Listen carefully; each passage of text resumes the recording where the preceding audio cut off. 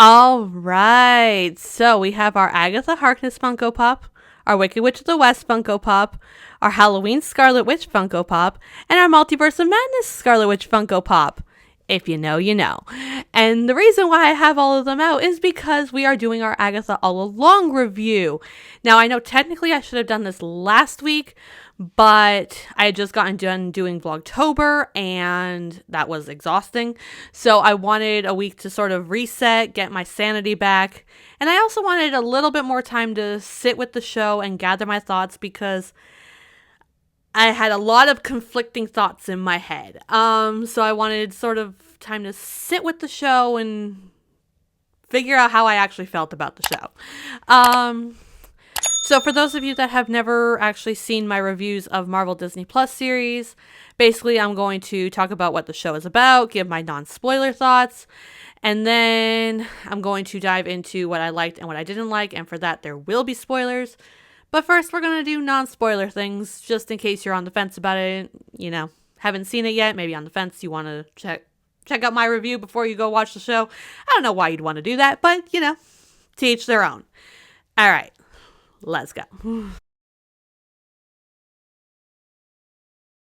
So, this show follows Agatha 3 years after the events of WandaVision.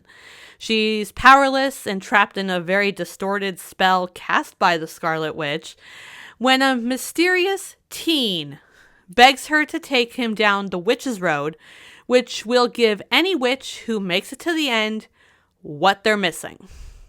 So, Agatha and teen set out to find witches to join their coven so that they can open the door to the Witch's Road and walk the road where trials await them. It is so hard not to spoil things. So, technically, Agatha All Along is a spin-off of WandaVision, and things from WandaVision then spun off into Doctor Strange in the Multiverse of Madness. But do you have to have seen either or both to watch Agatha All Along? The answer is complicated. I would say that WandaVision is pretty beneficial to have watched before the show. There's quite a few things that happened in WandaVision that come back in ways during Agatha All Along. Some in small ways, some in big ways. I would say you could probably watch Agatha All Along without having seen WandaVision and still grasp the show. But I would definitely say it's beneficial to have watched WandaVision so that you can truly understand the things in the show that call back to WandaVision, if that makes any sense. As for Doctor Strange in the Multiverse of Madness, I would say not necessary. There is one tiny moment from Doctor Strange in the Multiverse of Madness that is referenced. I want to say at least once in the show. It might be a little bit more, but it's a minor thing, and I would say you wouldn't necessarily be confused when it's referenced in Agatha All Along. But I mean, if you want to be safe, go watch Multiverse of Madness. But honestly, I would say it is not necessary to have Multiverse of Madness watched before Agatha All Along. WandaVision, however, I would say, yeah, but you could maybe skip it, but I would say don't skip it. Go watch it. Yeah. Now, I love Agatha All Along. Like, this show was so much fun. I love getting to explore the witchy side of Marvel. I love all things witchy. So, this was my show. I loved this show. I did not think anything was going to top WandaVision for me, honestly. But I think Agatha All Along does top WandaVision slightly. I love the witchy aspect of things, and I love getting to explore the witchy side of Marvel, and that's what we did in this show, and I love that. That being said, it's not going to be for everybody. It does not feel like a typical MCU project. You know, it's a show about witches. It is very gay. Feel like that shouldn't matter, but yet here we are, where to some people it does still matter that things are gay. It is very gay. Okay? It feels a little bit more MCU than WandaVision did, but like only in the slightest. It still doesn't feel very MCU, except for maybe episode 8, you could argue, feels very MCU, but honestly, it does not feel like MCU. So if you're one of those people that loves, you know, action and adventure and life and death stakes every few minutes, this ain't gonna be the show for you. It's not. There is life and death stakes, but it's not like MCU level feeling life and death stakes, if that makes any sense. But yeah, if you love, you know, witchy things, if you love Agatha Harkness, then this show is going to be a blast for you. But if you're looking for more of like a MCU type feeling thing, this ain't it. All right, so now I'm going to be diving into spoilers. I'm going to be going into what I liked and what I didn't like. So if you have not seen Agatha All Along yet, you're maybe on the fence about it, go watch it and then come back here to hear my spoiler thoughts. Or keep watching now and risk getting spoiled. You have been warned. So we're going to start with what I liked. I love... We've upgraded from liked to love. I love the Ballad of the Witch's Road song. And basically all its various versions. Like, I love it. I can't stop listening to them. The Sacred Chant version that is in episode 2 is chef's kiss. I love it. But I think probably my favorite version of the Witch's Road ballad is the cover of Lorna Woo's version. Like the version that everybody's singing like in the episode 4 trial. I get very confused about episode numbers, but I think it was 4. It was the Alice trial where they're having the jam session. That's the one. I love that version so much. I love these so much. I do. I love them. I love them. I love them. Another thing that I liked, yes, we've downgraded to liked. We don't love this. We like it. Is that they left the deaths of Sharon, Alice, and Lilia as final. Now, don't get it twisted. I hate that they died. I really do. I feel like they all should have, maybe could have made it out alive. But I think that if they had reversed their death or revealed that it wasn't real to begin with or kept them as ghosts like they did with Agatha, I probably would have been more upset. Because it's like, why? Like, I could deal with Ghost Agatha. Like, because that fits. That fits. Like, but I think if we had gotten like Ghost Sharon and Ghost Alice and Ghost Lilia or any combination of those, I would have been like, so why did we kill them in the first place? Like, why did we go through the effort of that? So I do like that they kept it final, even though I wish that they could have made it out alive. Another thing that I really liked, and I went back and forth on this because normally I don't love it, is the battle between Agatha, Death, and Billy. Agatha betraying Billy so that she never has to see Rio again, even when she dies, which that doesn't quite make any sense at all, but whatever. The look of heartbreak in Billy's eyes when it's like, yeah, he volunteered. Take him. You got what you wanted. I was like, oh, this poor kid. Like, he doesn't trust Agatha. And then when he starts to trust Agatha, she's like, you shouldn't have trusted me.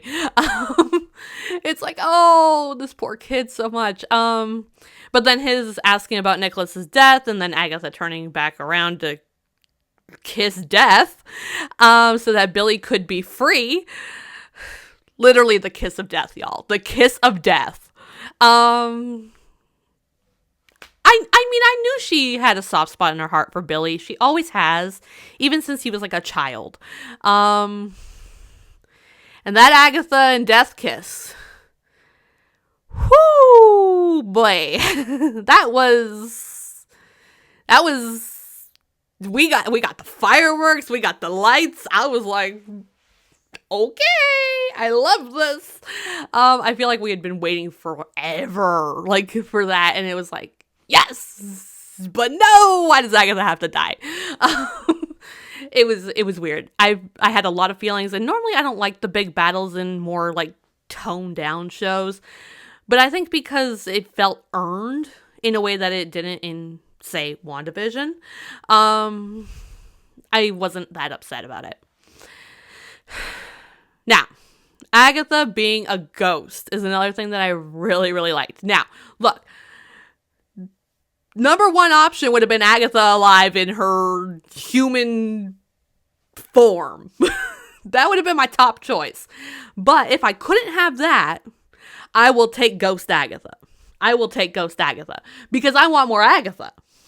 So if I have to be between the choice of either Ghost Agatha or Gone and Never Coming Back Agatha, the choice is pretty easy. I'm going with Ghost Agatha. I love it. I think this is going to be a lot of fun. I like that, you know, her and Billy are going to be working together. I love just kind of everything about it. Even though human form Agatha would have been the better route to go, but I digress. Another thing that I really, really loved was just Lilia's whole episode. Like, episode 7. Yeah, 7. I was like, again, episode numbers are a blur. But Lilia's whole episode, the way that the writing and the acting and everything sort of came together was amazing. Now, I predicted that the Lilia's little kooky moments were going to come back in the end in some way, shape, or form. But the reveal that it was like all out of sequence because she experiences her life out of sequence, and then getting to sort of see how these moments, these random little outbursts actually connect was amazing. Like with the episode 4, the Alice Don't, tying back to episode 3's outburst where she goes try to save Agatha. It's like, and how it's like supposed to be Alice Don't try to save Agatha. It's just, oh, I loved it so much. It was like, it was masterful, and I loved it. Like, I think it was probably one of my favorite episodes out of the show because it was just, it was confusing, but in the best way. Now, another thing that I really, really loved, essentially, was the way that they gave us sort of the puzzle at the end. Now, we talked about Lilia's outbursts and how when they're rearranged, like, they form, you know, a cohesive sentence. But, like, there's other things, there's other moments that are revealed in the end that when you look back on it and you go, that makes sense. Like, Agatha learning that Tina's Billy and basically learning that when the road appears, because the road didn't exist. You know, Lilia writing the Black Heart on the roster because she can't write Billy's name because she cast the sigil, and the fact that the Black Heart represents Billy and not Rio when Eddie texts Billy that he is Black Heart emoji. Like, it was just all these little moments that, like, when you go back and you watch it, you're like, damn, I love this. The way they put it all together and, like, the reasonings behind everything. I love it. I love it so much. Like, oh, this show is amazing. Now, another thing that I really enjoyed was the Billy William episode. Normally, I don't love when a show, like, switches up the tone and the vibe to give us a flashback episode. Notoriously, I didn't really love it in WandaVision. I understood why they had to do it, and I understood why they did it when they did it. But normally, I don't love that. I want to stick with the realm that we are in. And I was like, I don't know how I'm going to feel about this whole flashback Billy William episode. But honestly, it didn't feel very jarring. I think maybe because it felt like it could have been like a Billy trial episode where like the focus is more on him. Maybe it's because the other Coven members made appearances, Lilia and Agatha, more than Jen, Alice, and Sharon, who were only like in brief little snippets, but it could have been that, or it just could have been that hilarious interrogation scene from the perspective of Billy instead of Agatha from episode 1. That was hilarious. Like, it's hard to be mad at an episode that gives us that. That's all I'm saying. But I think it didn't feel as jarring as it could have, which is why it worked for me in a weird way. Yeah. Another thing I loved was the finale. The episode 9 is what I'm talking about. I'm not talking about the episode 8, which definitely felt like the finale. I'm talking about episode 9, the flashback Agatha episode. Now, I may be in the minority on this, and I seem to be, based off of comments online of people being like, I really didn't like that episode, like, it felt weird. And yeah, sure, it felt weird. It felt out of place, like, the way we ended episode 8, and then we're, like, spending all this time with Agatha in, like, the 1700s. Like, yeah, it felt weird, it felt out of place, but I love Agatha. So, you give me more Agatha, I'm going to love it. That's the realm we're living in right now. And I think with Agatha being such a mystery up until the end, like, I feel like a lot of the characters were mysteries, but, like, Agatha was a real mystery, and that felt weird because the show is literally Agatha all along, so she shouldn't be a mystery, but she was. And so I feel like we needed an Agatha flashback, and I don't know, just, like, getting a flashback episode where she's, you know, spending time with her son, it warmed my heart. Was she a great mother? Probably not, but she did love her son, so I will give her that. I think you can have both. You can be a parent who loves your child, but also be a terrible parent. So I think that's the realm that Agatha's in right now. I love that it showed sort of like her soft side, her vulnerable side, while also showing that she's just basically ruthless. Like, she's using her 6-year-old son. Well, she's technically using him from infancy, but she's really using her 6-year-old son to lure in these witches so that she could take their powers and kill them.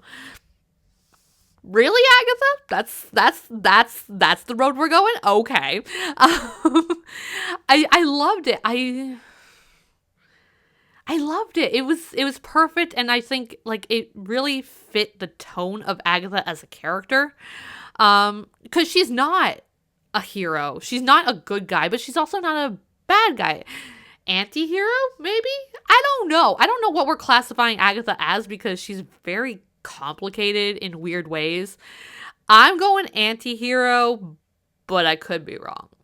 And if I am and you feel like she's something else, you can let me know in the comments. I love that. I love the fact that the ballad was written by Agatha and Nikki and really didn't lead to a road. And it just, I love it so much.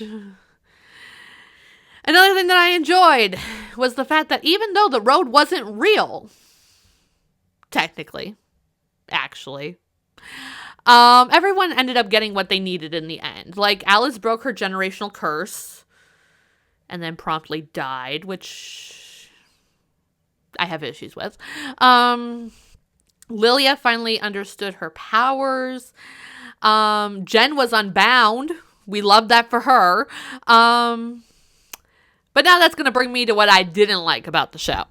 First off, in things that I didn't like, the road wasn't real. Billy created it. Now, Don't get me wrong, the realization on his end was great. And then when Agatha finds out that the road, like when the road actually appears, and she's like, what? And then like Billy comes running down the stairs and she's like,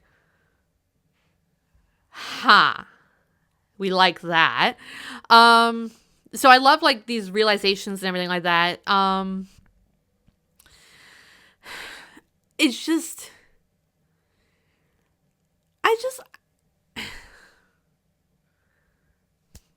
the fact that Billy and his mother do have the same tell, like Agatha said, sigil or no sigil, your mother and you have the same tell type thing.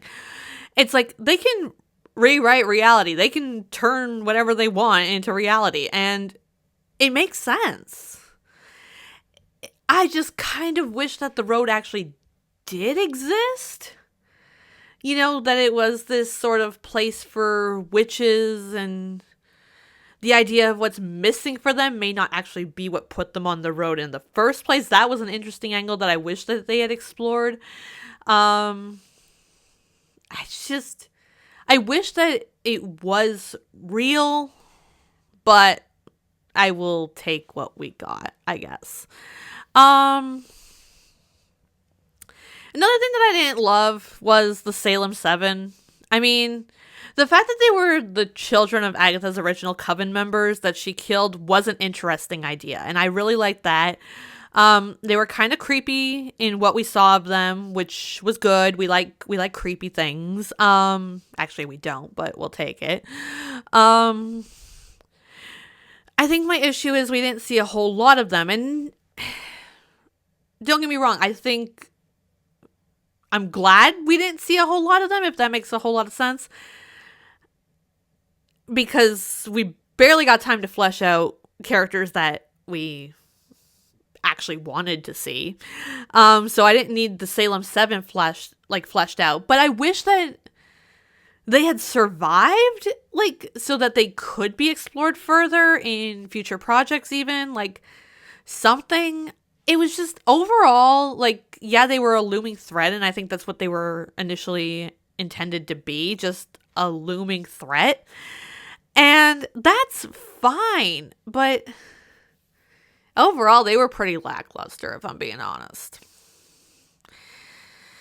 Another thing that I didn't like was the lack of development for characters like Jen and Alice. Now, I get it, the show's called Agatha all along, but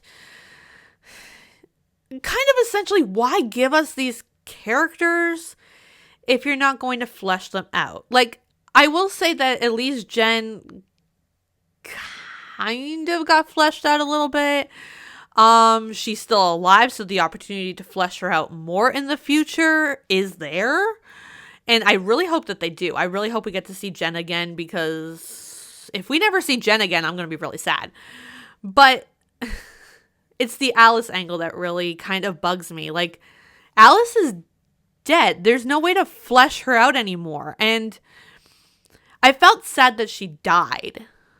But mainly because she finally broke her family's curse, only to die. I didn't necessarily feel sad that we lost Alice. I felt sad for what we could have seen from Alice. And even if we didn't see what, Alice did with her life after the show, just knowing that she was out there living her best life, finally. But I wasn't necessarily sad that we lost the character, because we didn't get a whole lot of time with her. And it's like, I feel like she was one of the least fleshed out characters. And honestly, that's the sad part, because I wanted more. I wanted more from Alice. I wanted more from Jen. Like, we finally got like some Lilia meat on the bone type thing. Like, it's like, oh, finally something to do with Lilia, because she was kind of, falling by the wayside a little bit, and then she got her whole episode, which was great. But it's like, with Alice and Jen even, it's like, you couldn't think of something to do with them? Like, you couldn't think of a way to flesh them out more? No? Okay. It was weird. I was like, I don't know if I like this. Another thing that I didn't really particularly like was the lack of Rio and Agatha history. Now, I know, it's Agatha all along and whatever. But the only part we see of them in the past, in episode 9, is when Agatha is giving birth. She is birthing Nicholas. That's the only part we see of them in the flashback. And she's already calling Rio my love, so there is a history there. Because you don't just call somebody your love for the first time you see them. So there's a history there. What is that history? Who knows? How did their relationship start? When did they meet? Did Agatha murder witches in the coven to get her powers to save her son? Or was that a way to keep Rio happy so she doesn't come for Nicholas? Since the one time that they don't kill witches, Rio does come for Nicholas. I don't think that's the case, but whatever. It's not clear cut, is what I'm saying. And why did Agatha continue to murder witches for centuries after Rio took Nicholas? Was it anger? Was it to keep herself alive? Was it in hopes that Rio would return Nicholas to her? There's so many unknowns with this relationship, in how it started, in how it was going. Not so much in how it ended. It ended with a very, very steamy kiss, which I loved. But it also ended with Agatha's death. So, not so much. But there's so many unknowns, and I don't love that. Another thing that I didn't love, which also ties back to the unknowns, is that they set up this whole thing with how Agatha got the Darkhold. And did nothing with it. Absolutely nothing. Fantastic. Now, I didn't need to know how Agatha got the Darkhold. I didn't. I wasn't expecting that from the show. But then the show started sprinkling it in. They're like, here you go. Here's little breadcrumbs for you. And it's like, okay. Intrigued. Rio tells Agatha the last time they saw each other was when she acquired the Darkhold. Again, didn't see that in the flashback either, so do with that info what you will. Jen told Billy that Agatha traded her son for the Book of the Damned, aka the Darkhold. Agatha's traumatic hallucination seems to prove that theory. Then we got the finale, and none of that seemed to line up with what we were told, so yeah. Agatha was birthing Nicholas when Rio showed up. Rio gave her 6 years with Nicholas. No sign of Agatha having used the Darkhold. She never had the black little fingers through the centuries of sucking life and power from the other witches. Also, Rio asks why Agatha lets people believe those things about her and Nicholas. So clearly she didn't get the Darkhold by trading Nicholas. So where did she get the Darkhold, and why bring it up if we had no plans of addressing it? Because like I said, I didn't need those answers. I didn't need to know how Agatha acquired the Darkhold. I was just like, she had the Darkhold. That's where we're at. Who cares? And then the show kept sprinkling it in. So I'm like, oh, we're going to explore it. I'm now intrigued. How did she get the Darkhold?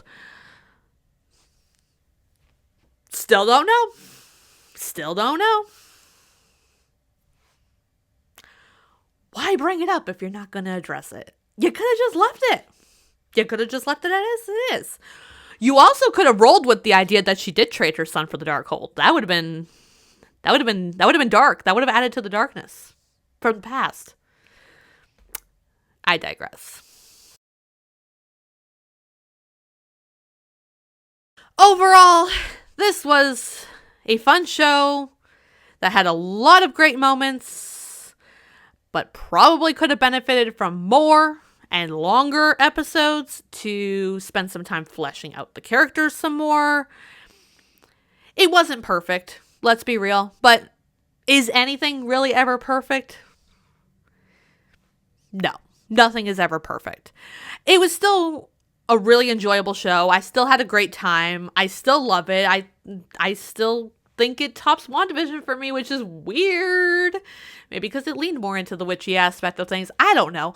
But, yeah, overall, I really enjoyed it. But yeah, definitely can see where some people would not. But let me know, what did you guys think of Agatha All Along? Did you like it? Did you not like it? Were you as annoyed as I was that they introduced the concept of Agatha getting the Darkhold and did nothing with it? Yeah, let me know all of your thoughts on the show, where you want to see these characters go next. Your thoughts, your theories, anything. Just let me know all of them in the comments down below.